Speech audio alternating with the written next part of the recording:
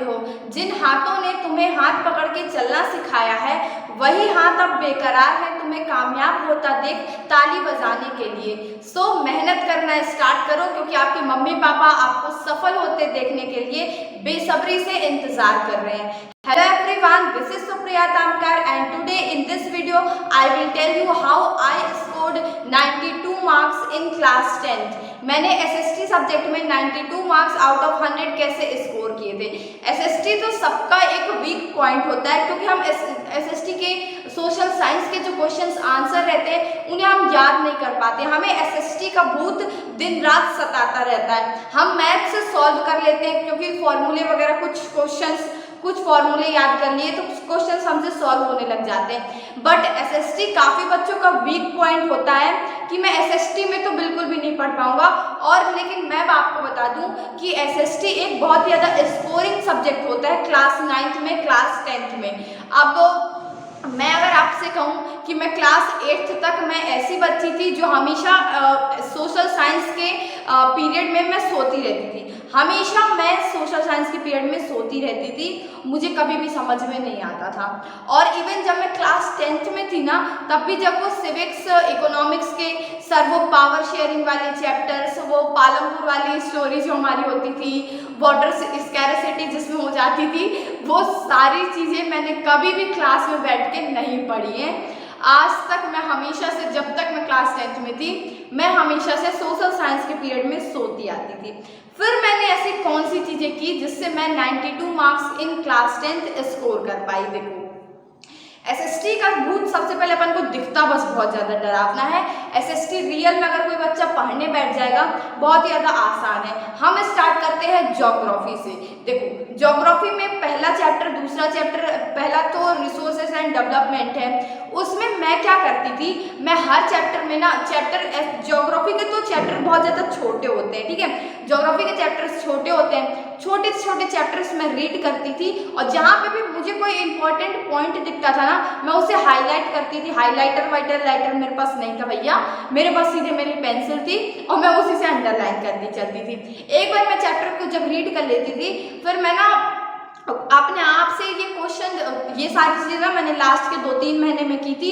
और तब मैंने मार्क्स को लास्ट के 4-5 महीने रहे होंगे, 2-3 महीने नहीं कह सकते, तब मैंने ये चीज़ को अचीव कर लिया था। तो बहुत ज़्यादा आसान है, इतना ज़्यादा डिफिकल्ट नहीं मानो। देखो, मैं अंडरलाइन करती चलती थी और फिर मैं क्या करती थी कि वो जो चैप्टर जो मैंने कंप्लीट पढ़ लिया है उससे मैं ना खुद से क्वेश्चंस पूछती थी। और जो सर वगैरह क्वेश्चंस लिखाते रहते थे ना, वो सारे क्वेश्चंस भी मैं देखती रहती थी और उन सब क्वेश्चन को मैं ट्राई करती थी कि मैं एक बार खुद से आंसर को लिख पाऊँ। SST में यही चीज़ें मिस्टेक करते हैं, अपन चैप्टर रीड कर लेते हैं और अपन को ये नहीं पता रहता कि ना मार्क्स स्कोर करने के लिए अपन को कैसे पॉइंट्स लिखने हैं। और हमेशा ये कोशिश करती थी, और मैंने किया भी था, कि अगर 5 मार्क्स का क्वेश्चन है मैं 5 पॉइंट लिख के आती थी, 3 मार्क्स का क्वेश्चन है मैं 3 मार्क्स लिख के आती थी। मैं हमेशा हर एक क्वेश्चन को पॉइंट वाइज लिखने की कोशिश करती थी।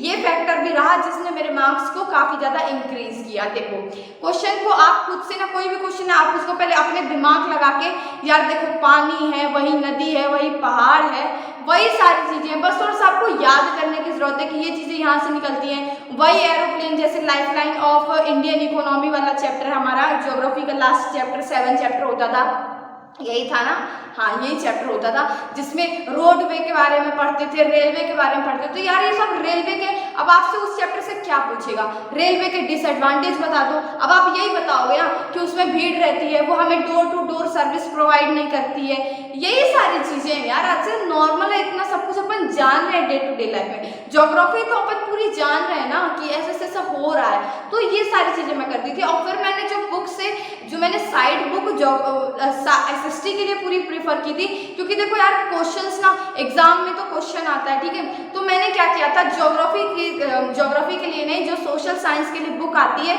CP डाइजेस्ट, मैंने उस बुक से हर एक इम्पॉर्टेंट क्वेश्चन को, उस बुक को अपन जैसे गोल्डन परचेज करेंगे तो इतनी मोटी रहती है, लेकिन जो हमारी सीपी डाइजेस्ट रहती है वो सिर्फ इतनी पतली सी रहती है। उसमें काम के क्वेश्चन गिवन रहते हैं और साथ ही साथ एमसीक्यू क्वेश्चन भी गिवन रहते हैं। तो उसमें मैं क्या करती थी, इंपॉर्टेंट क्वेश्चन मैं उसके पहले सारे क्वेश्चन 30 क्वेश्चन ज़्यादा एक चैप्टर में उसमें 30 क्वेश्चन गिवन रहते थे और 30 क्वेश्चन में भी 10-12 क्वेश्चन इंपॉर्टेंट रहते थे, बाकी सब नॉर्मल रहते थे।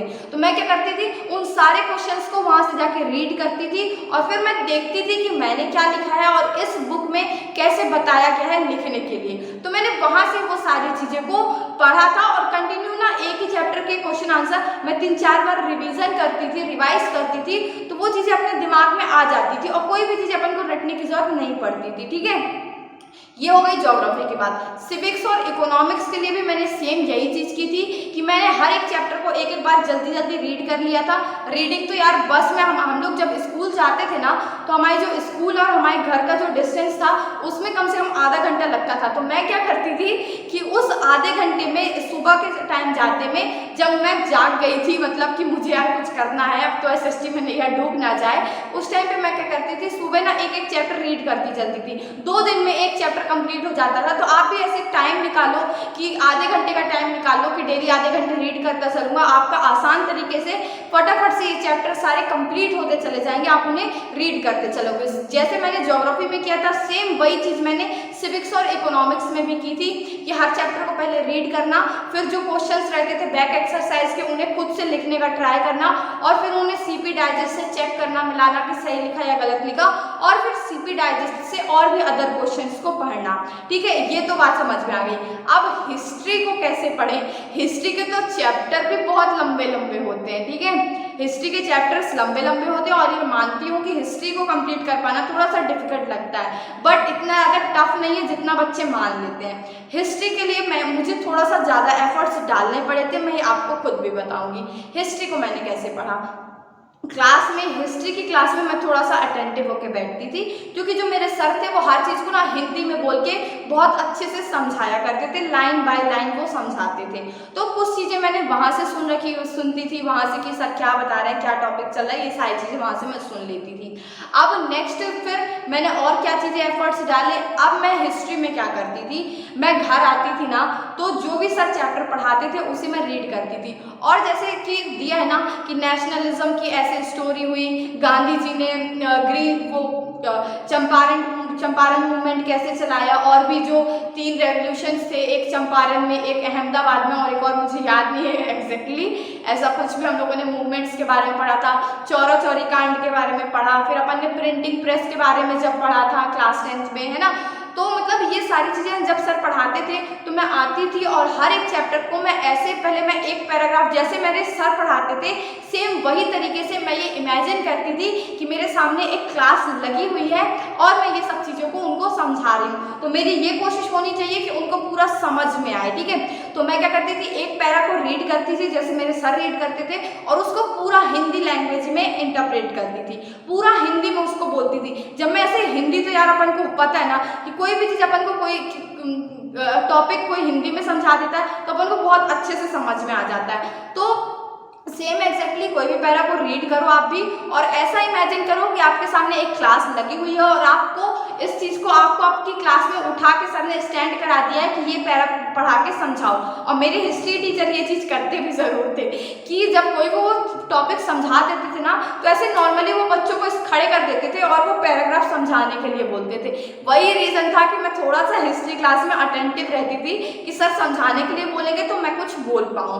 तो आप भी ऐसे करो, आपके टीचर नहीं बोलते कोई प्रॉब्लम नहीं है, आप घर में आओ, सोचो कि आपको सर ने खड़ा कर दिया है और वो टॉपिक को आप एक पैराग्राफ पहले वो रीडिंग कराते थे और फिर उसे समझाने के लिए बोलते थे। आप भी यही चीज़ करो, थोड़ा सा टाइम लग सकता है, हिस्ट्री में मुझे टाइम लगा था बट ये सारे तरीके से मेरी इतनी ज़्यादा हिस्ट्री स्ट्रांग हो गई थी कि मैं आपको क्या बताऊँ उस टाइम पे। तो मैं क्या और भी इसके साथ में क्या करती थी, जैसे मैंने बताया ना, और मेरी जो बेंचमेट थी वो मैथ्स में बहुत इंटेलिजेंट थी तो और मैं मैथ्स में वीक थी, वो मुझे मैथ्स पढ़ा देती थी। और जैसा कि मैं एसएसटी पे कंटिन्यू वर्क कर रही थी तो उसको उसको ना SST मतलब बिल्कुल भी नहीं समझ में आती थी, तो मैं उसको हिस्ट्री के चैप्टर समझा देती थी। तो वही है कि हम लोग स्कूल बस में लौटते टाइम कभी वो मुझे मैथ्स पढ़ा देती थी, कभी मैं उसे सोशल साइंस के हिस्ट्री के चैप्टर्स पढ़ा देती थी। तब भी देखो एक रिवीजन मेरा क्लासरूम में हो जाता था, जब सर पढ़ा रहे होते थे तब मैं अटेंटिव होकर सुनती थी, और एक बार मैं उसको घर में आके पढ़ती थी, और एक बार मैं अपनी दोस्त को समझा लेती थी। मुझे इतने ज़्यादा एफर्ट्स डालने पड़े थे हिस्ट्री को समझने के लिए। अगर मैं यही आपके सामने बोल देती ना कि सब कुछ आसान है, ऐसे चैप्टर्स रीड कर लो, बट मैं आपको रियलिटी बता रही हूँ, हिस्ट्री का यही तरीका मैंने फॉलो किया था और हिस्ट्री में मैं स्ट्रॉन्ग हो पाई थी। अब नेक्स्ट बात आती है मैप वर्क को कैसे करें। क्लास 9th में मैप वर्क है जो हिस्ट्री में आता है वो फ्रांस का आता है, लेकिन जो क्लास 10th में हमारा मैप वर्क आता है वो ना सिर्फ एक ही चैप्टर से आता है। उसमें 3-4 ही चीज़ें लोकेट करने के लिए होती हैं, जैसे नागपुर कहाँ है, अहमदाबाद कहाँ है, और एक आध चीज़ें और रहती हैं कि सॉल्ट मार्च, डांडी मार्च में कहाँ से कहाँ गांधी जी चले थे, कौन सा सेशन कहाँ हुआ था, कैलकाटा सेशन कहाँ हुआ था, ये सारी चीज़ें बस वो 8-10 चीज़ें होती थी, वही सारी चीज़ें कंटिन्यू पूछी जाती थी एग्जाम में। अगर आप चाहोगे तो मैंने जो मेरी क्लास 10th की सारी कॉपी मेरे पास अभी भी रखी हुई हैं, मेरे छोटे भाई बहन उसी से अभी वो पढ़ते हैं, तो अगर आप चाहोगे तो आप मुझे कमेंट बॉक्स में ज़रूर बता देना, तो मैं मैप वर्क को डेफिनेटली वो अपलोड कर दूंगी हिस्ट्री और ज्योग्राफी के अलग अलग।